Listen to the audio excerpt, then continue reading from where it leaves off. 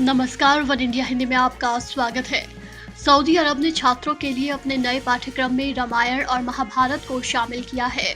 Prince Mohammad बिन सलमान ने बदलते वैश्विक परिदृश्य के बीच देश को ढालने के लिए विजन 2030 लॉन्च किया है, जिसमें वहां सांस्कृतिक पाठ्यक्रमों के तहत विद्यार्थियों को दूसरे देशों के इतिहास और संस्कृति को भी पढ़ाया जा रहा है। प्रिंस ने अपने देश के छात्रों के लिए अन्य देशों के इतिहास और संस्कृति के अध्ययन को जरूरी बताया है। इसी के तहत ये बताया गया है कि छात्रों को रामायण और महाभारत पढ़ाया जाएगा। अध्ययन विश्व स्तर पर महत्वपूर्ण भारतीय संस्कृतियों जैसे योग और आयुर्वेद पर ध्यान केंद्रित करेगा। इस बीच नए विजन 2030 में अंग्रेजी भाषा को भी अनिवार्य कर दिया गया है।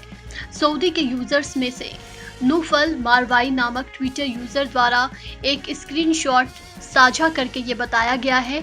उन्होंने लिखा, सऊदी अरब का नया विजन 2030 और सिलेबस एक ऐसा भविष्य बनाने में मदद करेगा जो समावेशी, उदार और सहिष्णु हो।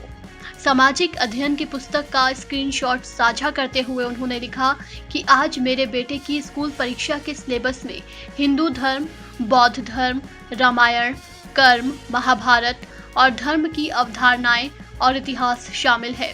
मुझे उसके अध्ययन में मदद करने में मजा आया। सऊदी अरब ने नए पाठ्यक्रम को लेकर कहा कि आज के विश्व में अलग अलग संस्कृति को जानना और पढ़ना बेहद जरूरी है। इसके जरिए आने वाली पीढ़ी वैश्विक प्रतिस्पर्धा में शामिल हो पाएगी और सांस्कृतिक आदान प्रदान में मदद मिलेगी।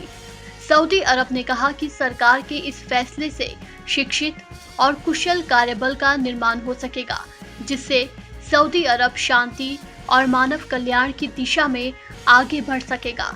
इसीलिए अंग्रेजी पढ़ना सऊदी अरब में अनिवार्य कर दिया गया है।